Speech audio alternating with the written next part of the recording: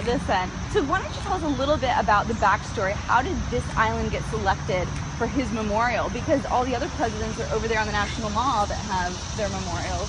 Why was his separated out in this way? Well, like I said, he is our conservation president. Theodore Roosevelt, shortly after he died in 1919, the Memorial Association wanted to get on the ball. They wanted to start raising money right away to get his memorial started. And they first considered the land where the Jefferson Memorial is right now. That makes that nice triangle with the Capitol and the Washington Monument and Lincoln right there. It does.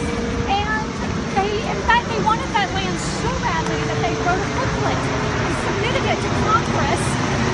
And just to pause you right there, you guys can't see it, but we have planes flying overhead because Washington, D.C.A. Reagan Airport is just that way, right? So we're going to be hearing those airplanes kind of throughout this.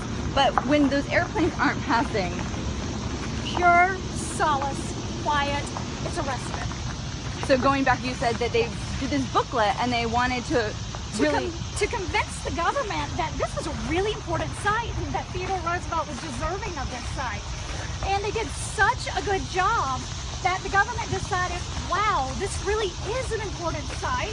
But Theodore Roosevelt just died a couple of years ago, and we don't even have a memorial to Thomas Jefferson. They're like, hey, hold up, this is way too nice of a spot for somebody who just died. So the booklet did its job. So then they gave that spot. They gave that spot to Thomas Jefferson. So later on, this island happened to be owned by Washington Gas Electric at the time. And let's just say, well, we got a car behind us. Let's just look at for a second before we walk in. Sure. This is the best part.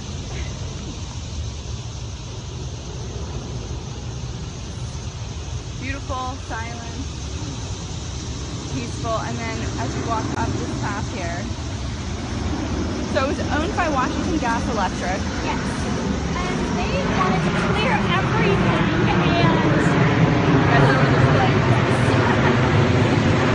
they wanted to build gas tanks and they wanted to put industrial buildings out here, and this was just something that couldn't be done. Couldn't be done because you'd have that eyesore in the middle of the Potomac? Absolutely. This is a beautiful patch of nature. Yes. So, the Roosevelt Association purchased this land in 1931 and then gave it to the federal government. In 1932, the architectural firm of Frederick Law Olmsted Jr., he came out with the Civilian Conservation Corps and was given the task of bringing this island back to the way it was before men stepped foot on it. Which would have been 5,000 to 10,000 years ago. And is it that way now, or? Well, hard to say since I wasn't there, but So I believe so. So this is kind of, if we just look straight ahead as you walk in, there is the memorial. Most people don't even realize, I lived in DC for 6 years. I only visited this island in the last 3 months. Oh my. Is that kind of the response you get from most people, that they don't even know this exists? I get that quite a bit. People will come out and they are just in awe that this is here in the middle of DC, in the middle of the nation's capital, the rat race, all of that stuff. Now they can get away for just a few moments to just enjoy nature, just as Theodore Roosevelt did. But this memorial too, you have this amazing statue here. You have the quotes, kind of goes along with the themes of a lot of the other memorials you'll see here in DC. And it's just breathtaking. Absolutely. Here guys, let's take a look at this. This statue here is, you'll get a sense as we get closer just how big this is. He's 18 foot tall. 18 feet tall. And the stele behind him is 30 feet tall. Wow. And of course he's in his strong speaking pose. That quiet right there is really what you get from this island. So there he is, the conservation president. And he's actually the guy responsible for you're celebrating your 100th birthday. Absolutely. Happy birthday, National Park Services. And it all has kind of become because of him. Yes. Absolutely. What role, explain for our viewers, what role he played in National Park Service's establishment and conservation? Okay, well, he was born to love nature. He loved nature from the time he was a young kid, and he was the consummate outdoorsman. He was an outdoorsman, a huntsman, a hiker. He was a taxidermist, an ornithologist, a politician, an author. Kind of a little bit of everything. A little bit of everything, a Renaissance man. And he, shortly after Valentine's Day, his first wife, had a daughter named Alice.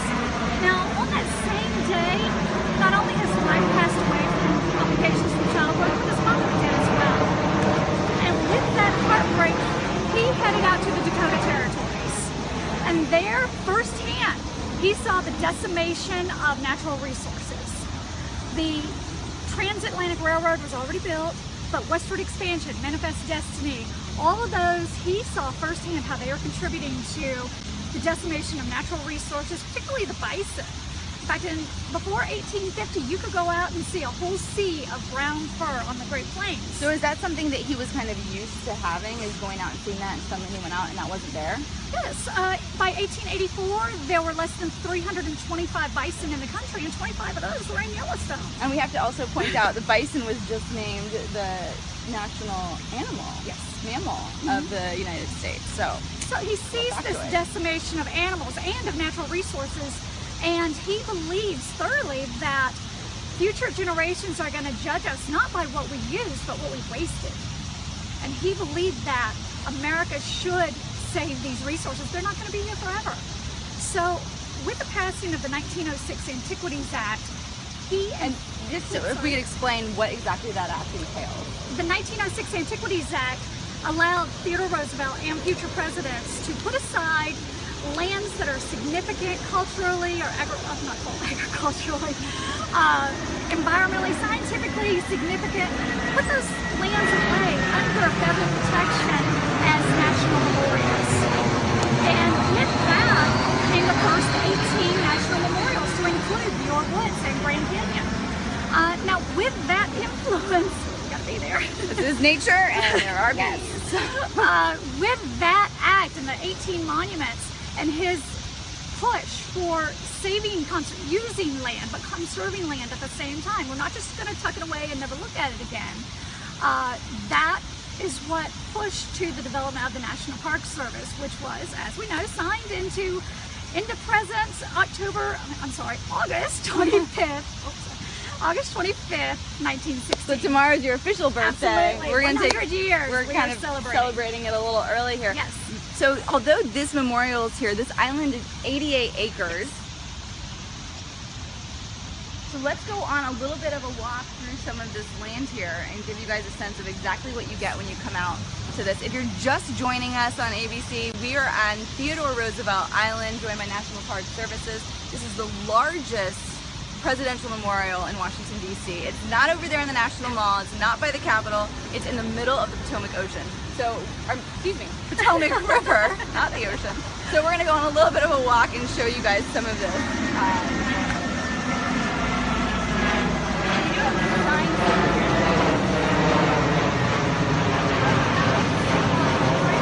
Great with quotes from Theodore Roosevelt on nature, manhood, youth, and space. Let's just take a look at one of these while we walk.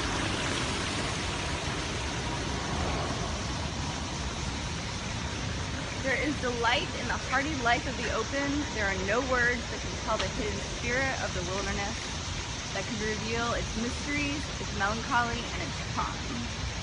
Well said. Absolutely. Let's go take a look at some of that melancholy and charm.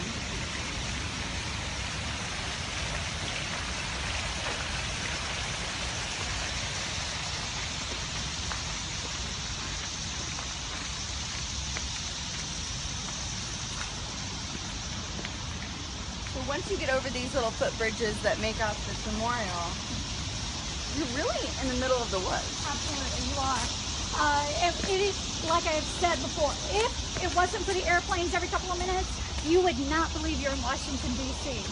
And that was the purpose of the island. It was supposed to be an island of solace, a place of respite, a place where people could get away from that rat race of the city and just relax.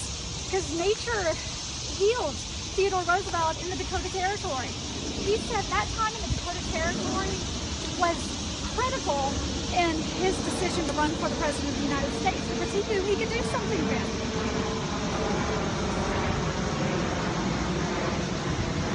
So we're heading, you have a couple of different trails on this island. One goes all the way around. The most popular trail is our swamp trail. It's 1.3 miles long. We're not going to take you guys on that entire 1.3 mile trail. Sorry, you have to come out here and enjoy it for yourself. The swamp trail is awesome because you get to pass through forest area. You'll pass through a swamp and a marsh, but no worries, we have a footbridge, so you won't get your shoes on you. Always a concern. Yes. So this is one of your trails here? Yes. And the one that goes around the outside is the largest, but tell us about some of the others. How many do you have total? We have the swamp trail, the upland trail, and the woods trail, and all the trails all together are about 3 miles. How long? About 3 miles. 3 miles. And on weekends, you'll see bikers, runners, all sorts of folks out here. Many, many people enjoy the island. Sometimes you have to wait for a parking place, but we always say, just hang on a few minutes, somebody's going to leave. We have hundreds of people that come through to walk their dogs. Dogs love the island. You can just see the excitement.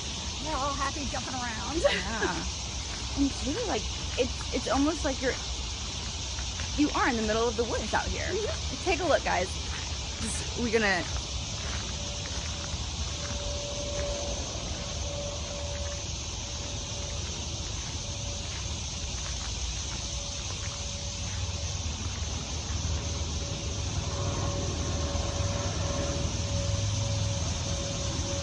you can hear the crickets.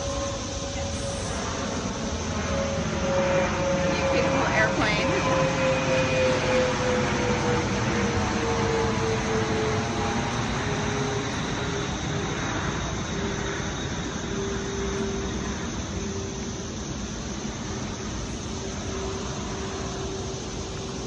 This really is like a break from city life in DC, but we are so close to DC. Just how far away is it?